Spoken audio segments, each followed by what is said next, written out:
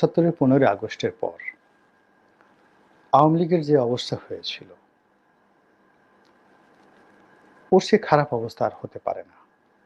এর কারণ হলো, এখন বাংলাদেশে ধরেন আওয়ামী লীগের যারা নেতাকর্মী রয়েছেন, তাদের বিশাল একটা সামাজিক বিস্তৃতি রয়েছে। অর্থাৎ আওয়ামী লীগের সঙ্গে যারা সরাসরি সম্পৃক্ত, তাদের খুব অল্প সংখ্যক, বড়জোর হাজার ৩-৪ লোক পালিয়েছে দেশ ছেড়ে, নট মোর দ্যান দ্যাট। আর লাখখানিক লোক, সাকুল্যে লাখখানিক লোক বাস্তুচ্যুত হয়েছে। উপজেলায় বাড়ি, এক উপজেলা থেকে আরেক উপজেলায় এসেছে, এক জেলা থেকে আরেক জেলায় এসেছে, অথবা রাজধানীতে আশ্রয় নিয়েছে। এদের সংখ্যা সাকুল্যে ১ লাখ। আর বাকি যারা আছে, গত ১৫ বছরে যারা ধনী হয়েছে, দাপট দেখিয়েছে, সমাজের উপর ছড়ি ঘুরিয়েছে, যারা অত্যন্ত, যাকে বলে ইতিহাসের সবচেয়ে সুন্দরতম সময়ে একজন মানুষের যা যা হয়, রূপ থাকে, যৌবন থাকে, টাকা থাকে, পয়সা থাকে, পদ থাকে, পদবি থাকে, সবকিছু নিয়ে তারা আছে সমাজে। আওয়ামী লীগ যে লাখ লাখ সরকারি কর্মকর্তাদেরকে নিয়োগ দিয়েছে, এখন বাংলাদেশে সাকুল্যে প্রায় ২২ থেকে ২৫ লাখ সরকারি কর্মকর্তা কর্মচারী আছে।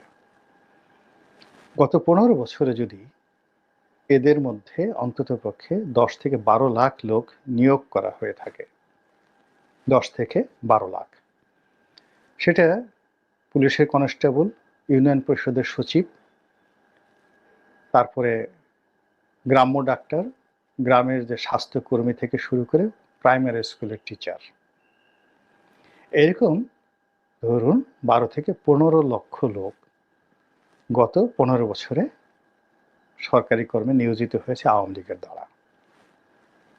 এদের ডিএনএ টেস্ট করে তারপরে চেষ্টা করা হয়েছে এবং নেওয়া হয়েছে সরকারি চাকরি দিতে। জয় বাংলা, আওয়ামী লীগ, নৌকা, এই ডিএনএ টেস্টগুলো তারা করে তারপরে তারা চাকরিতে ঢুকিয়েছে। ২ নম্বর হলো যে ঘুষের মাধ্যমে কিছু লোককে ঢুকিয়েছে। এখন তারা জামাত করুক আর বিএনপি করুক, যারা ঘুষ দেয় এবং ঘুষ গ্রহণ করে এবং ঘুষ দিয়ে চাকরি পায়, এই উভয় শ্রেণীর উপর লানত, এবং এরা ভালো মানুষ না। এদের মধ্যে খারাপ মানুষ আর নেই। ফলে আওয়ামী লীগ জমানাতে যারা ঘুষ দিয়ে চাকরিতে ঢুকেছেন, তারা যদি বিএনপি করেন, আওয়ামী লীগ করেন, জামাত করেন, যে দলই করেন না কেন, ১ নম্বর কথা হলো এরা খুবই ভালো মানুষ নয়, খুবই খারাপ মানুষ, এবং তাদের অনেকের চরিত্র ঠিক মন্দ প্রাণীদের মতো, এই ঘুষখোর। ফলে আপনি তাদের কাছ থেকে কখনো ভালো কোনো কিছু আশা করতে পারেন না। ৩ নম্বর একটা গ্রুপ আছে, যে গ্রুপটা পিতার নাম পরিবর্তন করেছে। অনেকে ভুয়া মুক্তিযোদ্ধা হয়েছে, অনেক জামাতের কর্মী নিজেদেরকে আওয়ামী লীগ বানিয়ে ফেলেছে। এটা অনেক বিএনপির পরিবারের সদস্য চাকরি পাওয়ার জন্য জয় বাংলার স্লোগান দিয়েছে। এই লোকগুলো স্বার্থপর। এরা পিতাকে অস্বীকার করে, মাতাকে অস্বীকারী, নিজের বাবা মা, জন্মদাতা পিতা মাতাকে অস্বীকার করে যারা স্বার্থের জন্য অন্য লোকে আব্বা ডাকতে পারে, সেই লোকের কাছ থেকে আপনি কি আশা করতে পারেন? তো এইরকম ৩ ক্যাটাগরির লোক, ১২ থেকে ১৫ লক্ষ লোক শুধু সরকারি সেক্টরে নিয়োগ লাভ করেছে। তারা এখন কোথায় আছে? তাদেরকে আপনি বাংলাদেশ জিন্দাবাদ বা নারায়ে তকবীরের লোক মনে করবেন? আমার তো মনে হয় না। এরপরে গত ১৫ বছরে যারা ব্যবসা প্রতিষ্ঠানের মালিক হয়েছে, মার্কেটের মালিক হয়েছে, মার্কেট কমিটির সভাপতি হয়েছে, চেয়ারম্যান, মেম্বার, এমপি, অর্থাৎ রাজনৈতিকভাবে গত ১৫ বছরে অ্যাট লিস্ট ১ লাখ লোকের পুনর্বাসন হয়েছে, আরও বেশি যদি মেম্বার ধরেন। গ্রামে কিন্তু একটা মেম্বারের অনেক ক্ষমতা, এবং গড়ে ৩ থেকে ৪ হাজার লোক, সেই ৪ হাজার লোকের উপর একজন মেম্বারের যে প্রভাব, এটা আপনি ঢাকা শহরে কোনো এসপিকে দিয়েও আপনি সেটা করাতে পারবেন না। একটা মেম্বার তার এলাকাতে যেটা করতে পারে। তো গত ১৫ বছরে যে সকল মেম্বার আছে, তো ধরুন প্রায় ৭,০০০ ইউনিয়ন পরিষদ, একটা ইউনিয়ন পরিষদে যদি ১০ জন করে থাকে, অন এভারেজে ৯ জন, বাট আমি ১০ জন ধরে নিলাম একটা এসে। তো এখানে ৭০,০০০ মেম্বার আছে। ৭০,০০০ মেম্বারের সাথে ৭,০০০ চেয়ারম্যান আছে, উপজেলা চেয়ারম্যান আছে, ভাইস চেয়ারম্যান আছে, মহিলা ভাইস চেয়ারম্যান আছে, পৌরসভা আছে, কাউন্সিলর আছে, এমপি। এদের মধ্যে আবার এই যে নির্বাচন গত বছর যারা হয়েছে, এই বছর তারা হয়নি। তাহলে ৩ গুণ ধরেন, যে কয়টা পদবি আছে তার ৩ গুণ লোক এইবার হয়েছে, গতবার হয়নি। তো সব মিলিয়ে ধরেন রাজনৈতিক অঙ্গনে আমার তো মনে হয় ১০ লাখ লোক, যারা মন্ত্রী, এমপি থেকে মেম্বার পর্যন্ত হয়েছে, হওয়ার দৌড়ে ছিল। একবার হয়েছে, দ্বিতীয়বার হয়নি, আবার তৃতীয়বার হওয়ার জন্য চেষ্টা করেছে। এই জয় বাংলার লোকগুলো কোথায়? এই বাংলায় আছে। তাদের গরু আছে, ছাগল আছে, হাঁস আছে, মুরগি আছে, ব্যবসা আছে, বাণিজ্য আছে, সব আছে। এখন এই তাদের চোখের সামনে আপনার কোনো সংগঠন নাই, আপনার টাকা নাই, আপনার বয়স নাই, অভিজ্ঞতা নাই, কোনো কিছু নেই। আপনি অল অন এ সাডেন যেকোনো একটা পরিবেশ পরিস্থিতির কারণে ম্যাজিক্যালি আপনি বলবেন যে আমি এদের উপর প্রভাব বিস্তার করব। এটা হয় না, এটা কখনো হয় না। তো কাজেই আওয়ামী লীগের যে রাজনীতি, সেই রাজনীতিটাকে কেউ উপেক্ষা করতে পারছে না।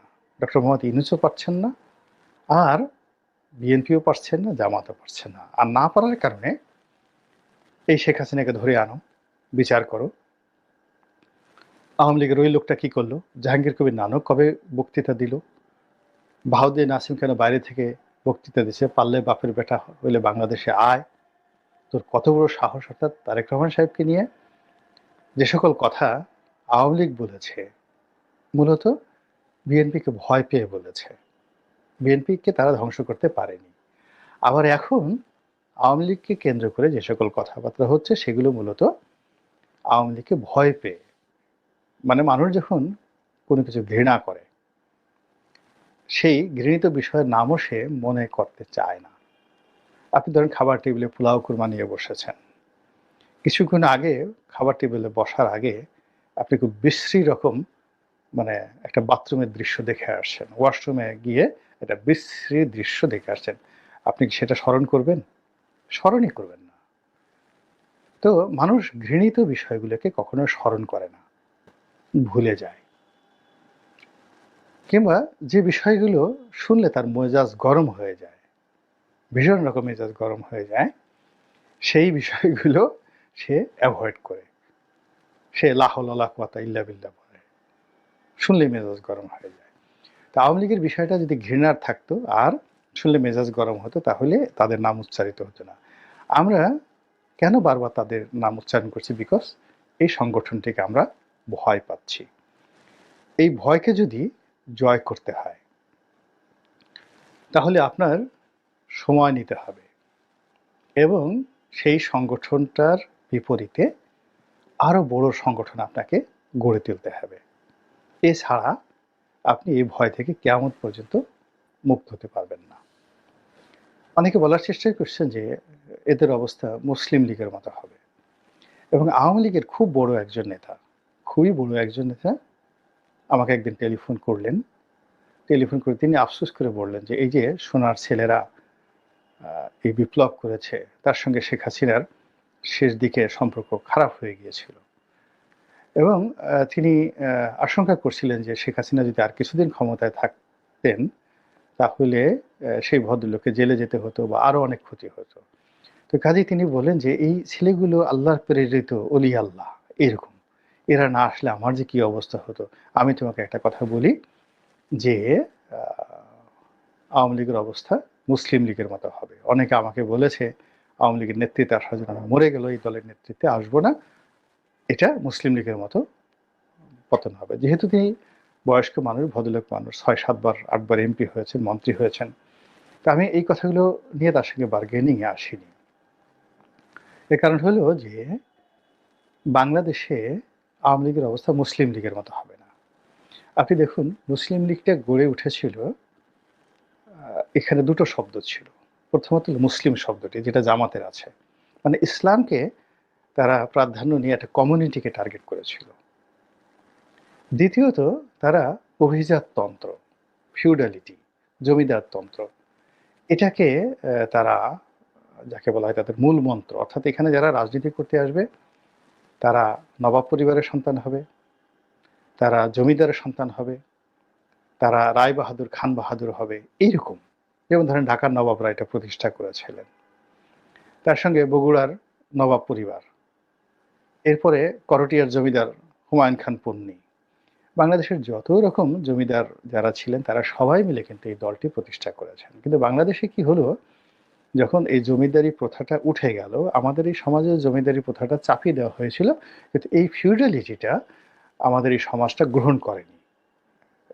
আমাদের এই সমাজে তিতুমিরের বাঁশের কেল্লা জনপ্রিয় হয়েছে, কৃষকদের আন্দোলন, এখানে ইলামিত্রের আন্দোলন, এখানে যাকে বলে খুবই জনপ্রিয়, তেভাগা আন্দোলন খুবই জনপ্রিয়, এখানে কমরেড মনি সিংয়ের আন্দোলন, এখানে মাওলানা আব্দুল হামিদ খান ভাসানীর যে কৃষক আন্দোলন, এরপরে কৃষক প্রজা পার্টি তৈরি করে সাধারণ মানুষকে নিয়ে রাজনীতি করার চেষ্টা করেছেন শেরে বাংলা ফজলুল হক। এটা খুবই জনপ্রিয় হয়েছে। কিন্তু পুরো সোসাইটির মধ্যে জমিদারতন্ত্র, যেটি পাকিস্তানে আছে, যেটি ইংল্যান্ডে আছে, আপনি ইংল্যান্ডে গিয়ে এখনো আপনি গিয়ে দেখবেন যে ওটা কোন পরিবার, স্পেন্সার পরিবার, ওটা কোন পরিবার, আর্ল পরিবার, ও লর্ড, লর্ড ডেনিং, অমুক অমুক। মানে ওরা মানে পুরো ইউরোপে এখনো পর্যন্ত সেই ফিউডাল সামন্ততন্ত্রটা বাঁচিয়ে রেখেছে। ফলে এখনো সেখানে রাজা আছে, রাজার ঘোড়া আছে, হাতি আছে। ফলে আপনি ওখান থেকে কোনো অবস্থাতেই গণতন্ত্র বলেন, যা কিছু বলেন, কিন্তু এই বাংলাদেশের মতো কৃষক, শ্রমিক, মুটে মজুরের গণতন্ত্র ইউরোপে নেই, এমনকি আমেরিকাতেও নেই। আমেরিকাতেও আপনি ধরেন খুব সাধারণ পরিবার থেকে প্রেসিডেন্ট হয়েছেন, এদের সংখ্যা খুব অল্প, কিন্তু পুরো সময়টা দেখেন যে আমেরিকার যে রাজনীতি, পুরো রাজনীতিতেই ওখানে অভিজাততন্ত্র। এখানে কেনেডি পরিবারের যে অবস্থা, জন অ্যাডামসের যে অবস্থান, বা জর্জ ওয়াশিংটন, এরা সবাই বিশাল বিশাল জমিদার পরিবার থেকে এসেছেন। কিন্তু ওই যে কাঠুরিয়ার ছেলে আব্রাহাম লিঙ্কন বেশি দিন করতে পারেননি, কিংবা বারাক ওবামা এসেছেন, এটা জাস্ট একটা উদাহরণ। এটা যাকে বলে ব্যতিক্রম, এটা কোনো অবস্থাতেই সাধারণ উদাহরণ নয়। তো বাংলাদেশে যেটা হলো, যে বাংলাদেশে যেহেতু ফিউডালিটি গড়ে ওঠেনি, ফলে কি হলো, জমিদারি প্রথা এখান থেকে উচ্ছেদ হওয়ার পর, ৫৪ যুক্তফ্রন্ট নির্বাচনের পর এখানে মুসলিম লীগের অস্তিত্ব ছিল না। এর কারণ হলো মুসলিম লীগের নেতৃত্ব দেওয়ার মতো নেতা এই বাংলাদেশে ছিল না। কিন্তু দেখেন পাকিস্তানে, সেখানে ঘুরে ফিরে সেই মুসলিম লীগই তো দেশ চালাচ্ছে, নওয়াজ শরীফ দেশ চালাচ্ছে। সেখানে পাকিস্তান যে মুসলিম লীগ, সেখানে তো তারা এখনো পর্যন্ত রাষ্ট্র ক্ষমতার সিংহভাগ, এবং সেখানে এখনো পর্যন্ত সেই মুসলিম লীগ টিকে আছে। তো পাকিস্তানে যদি সমাজের সাথে, মানুষের মন মানসিকতার সাথে, চিন্তা চেতনার সাথে রাজনৈতিক দলগুলোর যে অ্যাটাচমেন্ট, তো সেখানে অভিজাততন্ত্রের কারণে সেখানে নওয়াজ শরীফের দল টিকে আছে, শাহবাজ শরীফের দল টিকে আছে, বেনজির ভুট্টোর দল, জুলফিকার আলী ভুট্টোর দল, পাকিস্তান পিপলস পার্টি টিকে আছে। এবং এমনকি ইমরান খান, তিনিও কিন্তু ফিউডাল সোসাইটির মানুষ, জমিদার পরিবারের সন্তান। ওখানে কোনো সাধারণ আমজনতার হয় না। এখানে এমনকি দেখেন যে আমাদের বাংলাদেশের জামাত ইসলাম এত শক্তিশালী, সেখানে আমজনতার দল জামাত ইসলামের সবচেয়ে দরিদ্র অবস্থার মধ্যে এখানে আছে, মাহরুম অবস্থায় আছে পাকিস্তানে। তো সেই দিক থেকে আমাদের দেশের যে রাজনীতি, সে রাজনীতির সঙ্গে মানুষের যে অভ্যাস, চিন্তা চেতনা, এবং কুলি, মুটে, মজুর, মেহনতি মানুষের যে রাজনীতি, এই রাজনীতিটাকে আওয়ামী লীগ ওন করে ফেলেছে। ফলে আপনি নাম পরিবর্তন করতে পারেন, চাপা দিতে পারেন, ঘুরে ফিরে এদেরকে আপনি দমাতে পারবেন না, যতক্ষণ না পর্যন্ত এদের সমপর্যায়ের একটা দল আপনি রিপ্লেস করতে না পারবেন। এই আওয়ামী লীগে এসে হোসেন সৈয়দ সোহরাওয়ার্দী আশ্রয় নেওয়ার চেষ্টা করেছেন, পারেন নাই। আবুল মনসুর আহমেদ সাহেব পারেন না, বিকজ তারা কেউ এখানে জ্ঞানী হওয়ার চেষ্টা করেছেন, কেউ অভিজাত হওয়ার চেষ্টা করেছেন।